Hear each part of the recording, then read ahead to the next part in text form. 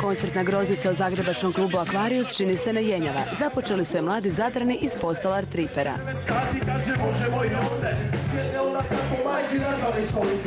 No nakon zadarskih Postolara zavladala je prava euforija, Elemental euforija. Osim što su izveli pjesme s posljednjeg albuma Male stvari, zagrebačka publika uživala je u hitovima s nekih starih albuma. Elemental zvuči uživo, zvuči uživo, gle dobro. Lijepi su mi, evo, volim ih i stvarno pustim šajbu. Nakon uspješnog koncerta slavio se je Zalio rođendan.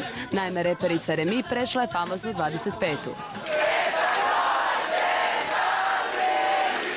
Kako je krenulo, u 26. čekaju mnoge lijepe želje i darovi. Još bar toliko. I nek se ne zdebljam. Jeste bili darežljivi, što si je kupio? Neću ti to reći, to ti ozbiljno neću reći. Prsten, zlatni lanac, ti posadu. No najljepši dar zasigurno će biti novi album, koji je u pripremi. Nakon nesposobnih muškaraca i sponzoruša, čini se kako je red došao i na naše estradnjake. Baš sam neki dan gledala tu jednu osobu koju posvećujem jednu prekrasnu pjesmu. To će biti više ovako jedna oda. Kakva bi bila pjesma za Revera Ciganovića? Joj, znaš kakva bi bila, joj. Moj galebe, u nadi da ću uhvatiti ptičju gripu. Idolome se smatra. Idolome se smatra. Idolome se smatra.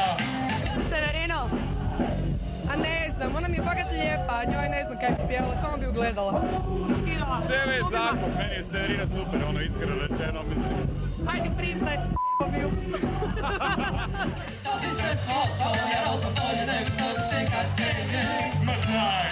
Naši modni stilisti, pjevačice i ostale poznate face čini se bit će nova meta grupe Elemental.